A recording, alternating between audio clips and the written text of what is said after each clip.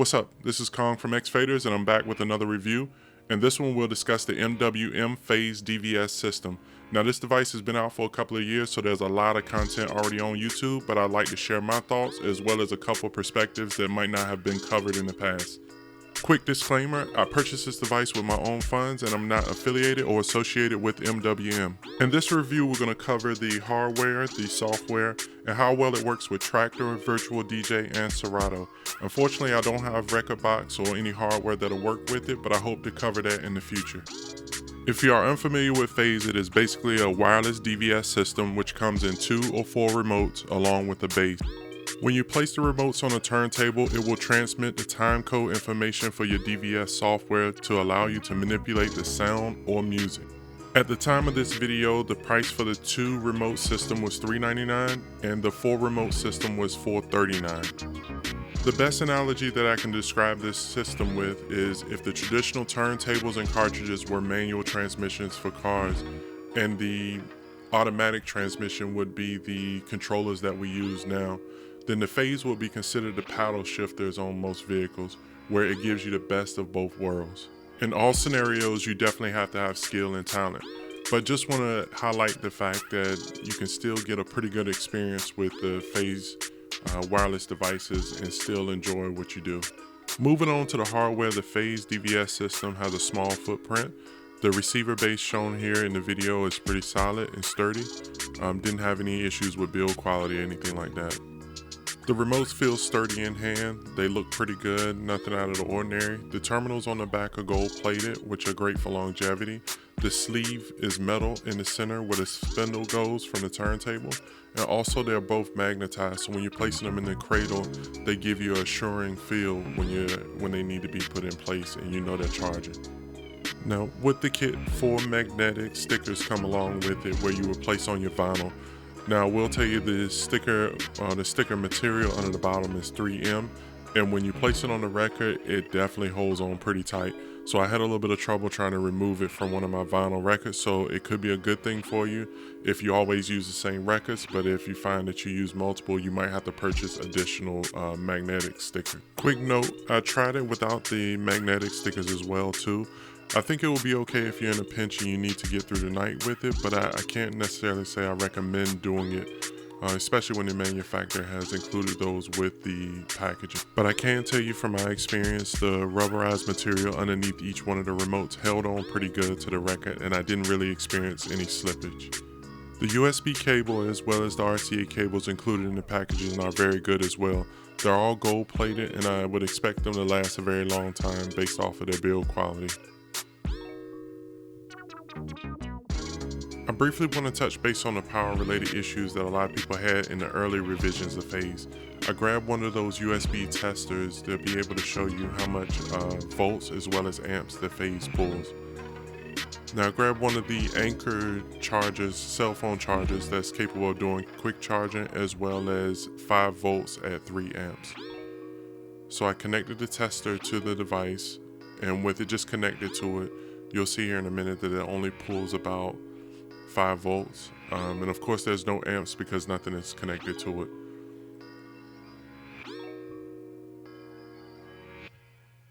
So next I went ahead and plugged in the Phase without the remotes.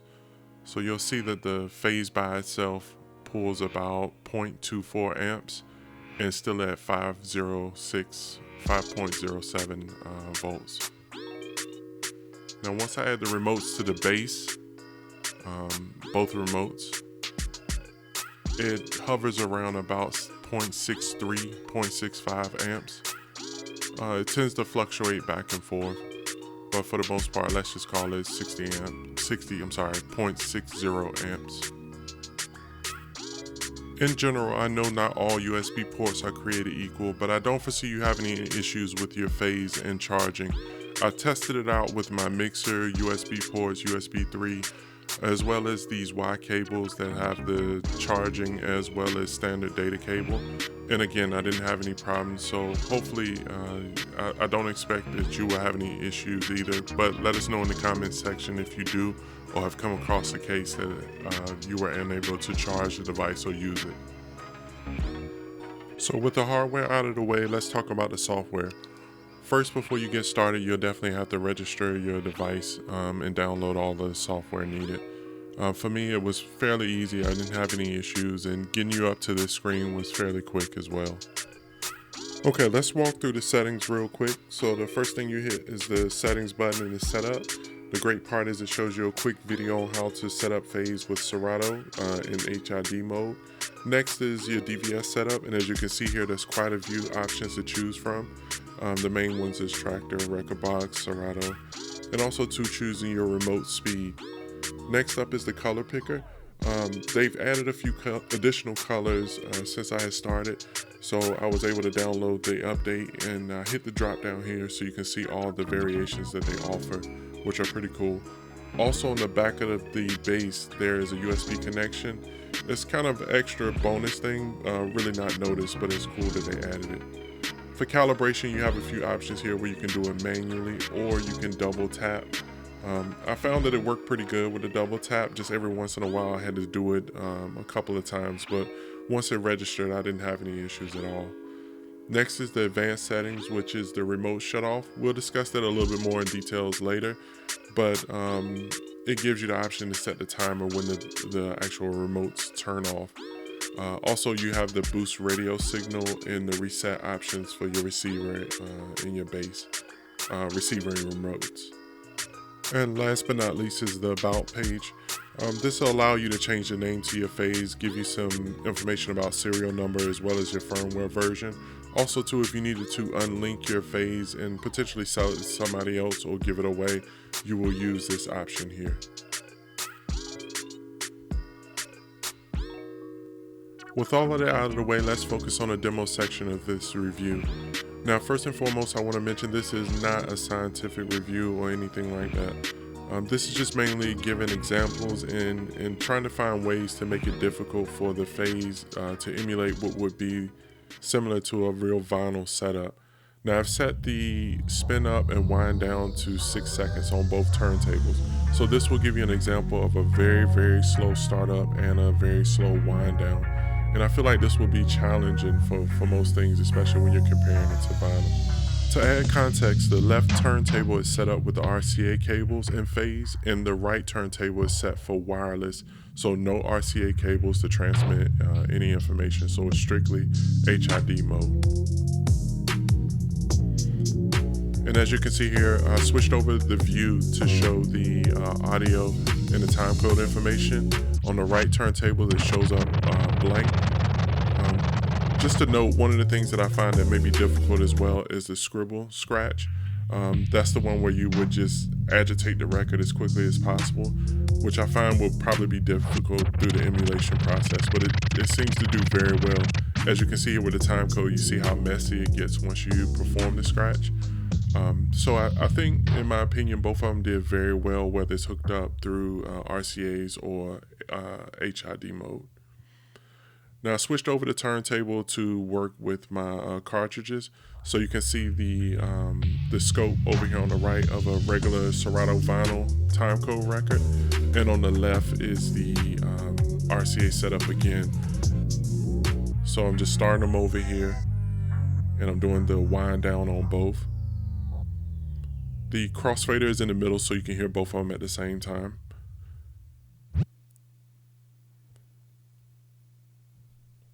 So starting them both at the same time, that's 6 seconds startup. They both sound pretty good. They're holding time with each other, so that's pretty good as well. Also too, the wind down sounds pretty good, nothing out of the ordinary. I grabbed the Serato Noise Map CD to go through the simulation as well and see if there was any differences or notable differences between the CD version as well as using the phase system.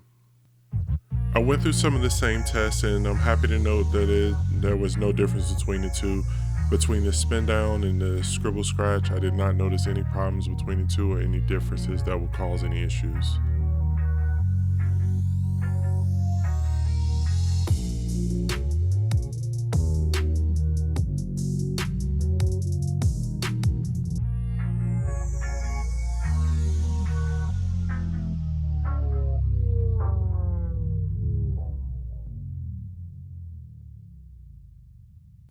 Switching over to Traktor Pro, I set up the Traktor Control Z2 along with the Phase Manager software to work with Traktor. It's as easy as going into the setup, clicking DVS setup, and clicking the drop down and choose Traktor Pro. When it comes to Traktor, the setup is a little bit more unique. In this case, the calibration fails, and I'm assuming because the timecode signature is specific to Traktor and is proprietary. So as a result, when you play a timecode that could be similar, the software does not recognize it as the actual Traktor timecode. So you'll continue to get this error message, calibration failed. So Phase has a solution for that, and I'll bring up the information now. Per their instructions, they want you to go into settings and uncheck the enable deck header warning box. This will prevent that error message from coming up on the screen. But I've also found another area that will be good to make some settings changes, which will prevent it from showing up at the bottom of Traktor software. On screen at the moment is the settings for Traktor Pro. So if you navigate down to the global settings, and then afterwards click on the button that says enable deck header warning to uncheck it, that will remove that warning from the top. But also if you go to browser details, there's also a checkbox that shows status bar and error messages. So it's kind of counterproductive when you're making sure all your tracks work properly, because those error messages show up there as well. But it also shows the message of the record or the time code is there's an error with that as well. So I left the time code information on the screen, and as you can see here, it still says unknown medium calibration fail. I just left that on the screen, but normally you would not see that in a normal orientation. You can close out that box as well too. Now I tested it against the timecode vinyl, actual timecode vinyl, and it seems to work pretty good. No issues. The slowdown, wind downs, or spin ups sounded pretty good. You can see the vinyl MK2 scope over here to the right, and it looks pretty good, and compared to the two, when I go through the test, they both sound the same, so no major issues there.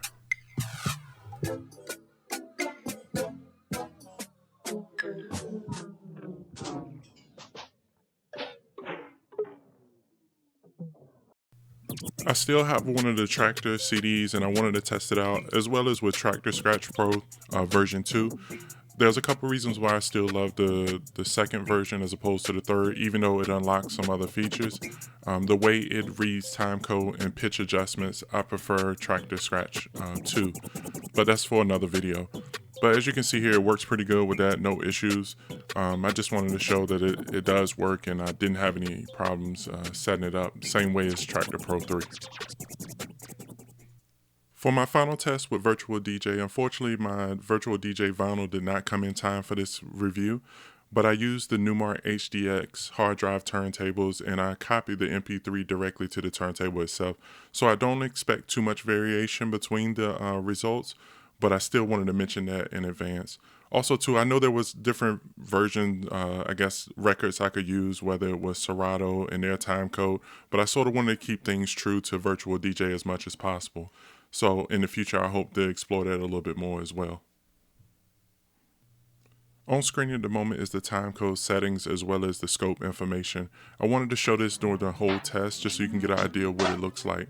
Over there on the left, I still maintain the phase connected through RCAs, and on the right, I have it set up with the MP3 stored directly on the hard drive. I went through the normal testing, the wind down as well as the spin up. Everything sounds pretty good. I didn't have any issues with the configuration, so I was very pleased with the outcome, and I don't think that there's any issues using Phase with the Virtual DJ software. Another thing that I was happy to report is that I did not experience any drift, cue point drift. I went through all of the normal tests, so I did the scribble scratch as well as pitching up and down, as you can see here in the video, and I didn't experience anything that was out of the ordinary. I did backspins, regular scratching, and just happy to see that it is working across the board for all the applications, at least to what is expected. So you've made it to the end, and I appreciate you sticking there with me. I wanted to give you as much information as possible to help you make your decision, but it's hard when you're going through 3 different DVS applications. Also, I didn't want it to be redundant with a lot of this. A lot of this content may have already been covered on YouTube, but I just wanted to give you my perspective on it and help you out in making your decision on whether or not you wanted to purchase it.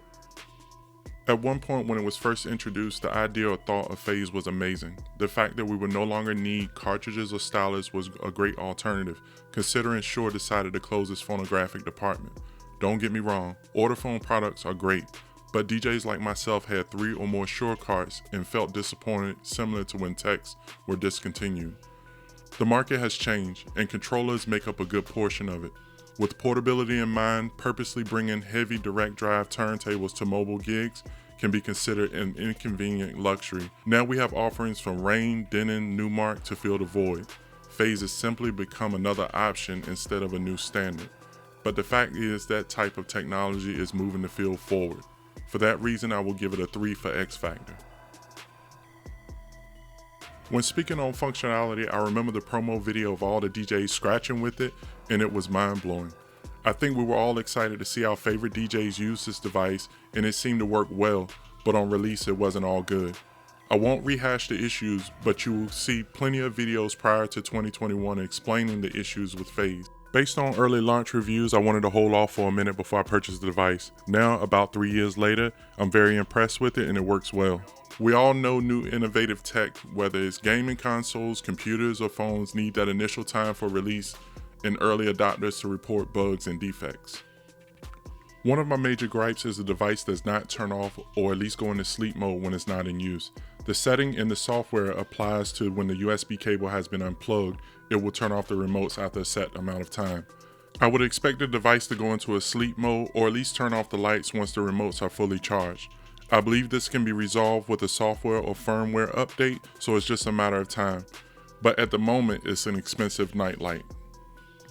I tested the device in boosted signal mode and introduced my home Wi-Fi, mobile hotspot, cell phone, and DMX wireless lighting transmitter within close proximity of the receiver, and I had no issues.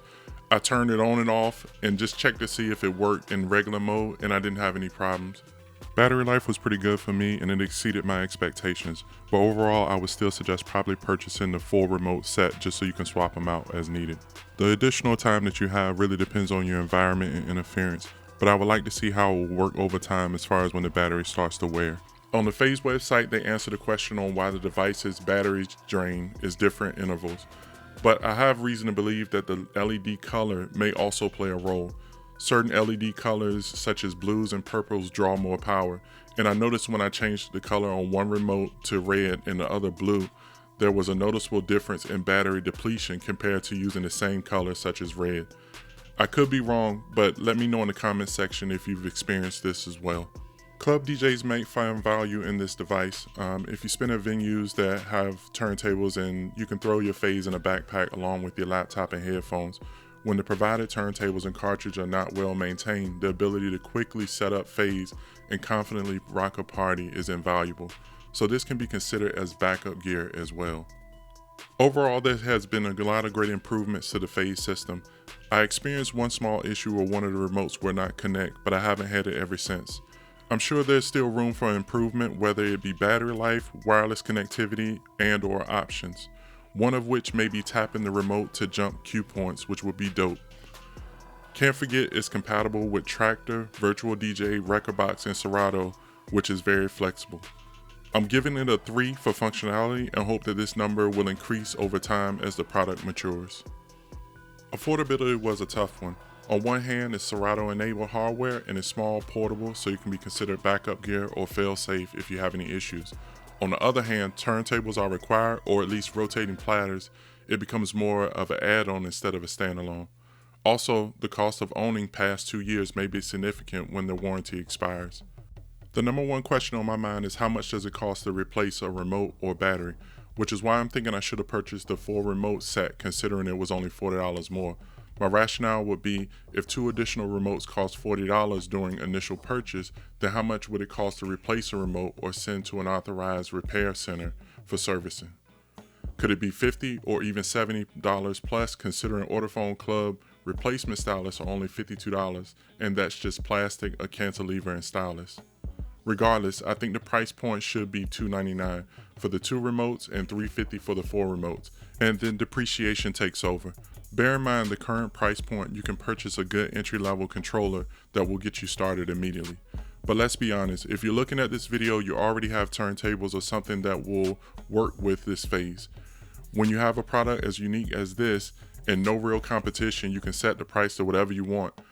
For now, I'll stick to 2.5 as far as affordability. If you already have the equipment, it's a good deal if they shave some off the top. But if you're just starting out, it's more like a -2. And last but not least, the design. The phase system is designed very well, it's compact, and will fit with any setup. The remote build quality is good, and the decision to use metal around the spindle sleeve was great for longevity. The remotes do not have a weird shape or design for the sake of it, and it should be easy to find a universal case to protect these items. The charger pins are gold plated along with the remote contact points in the cradle to prevent corrosion. Both docks for the remote are keyed and magnetized to ensure it's seated properly. I didn't really need to use the magnetic strips due to the rubber base underneath the remotes, but I imagine it's to secure the device to the record if removed to prevent it from falling off. For design, I give this device a 3.5. It would be cool if it was a round puck similar to a 45 adapter, but I have no idea what goes into development and I respect the engineers, so this is simply a what if comment. Overall, I think MWM has done a great job with phase despite a rough start. I can appreciate the fact that this product was not abandoned and they developed a relationship with Serato to maintain a product that is truly unique. Again, I believe there is still room for improvement, but if you really enjoy using analog turntables and want more accuracy than Timecode vinyl and possibly save on carts and styling, you might want to give this a shot. Much respect goes to MWM, and I look forward to seeing what the future holds for the company.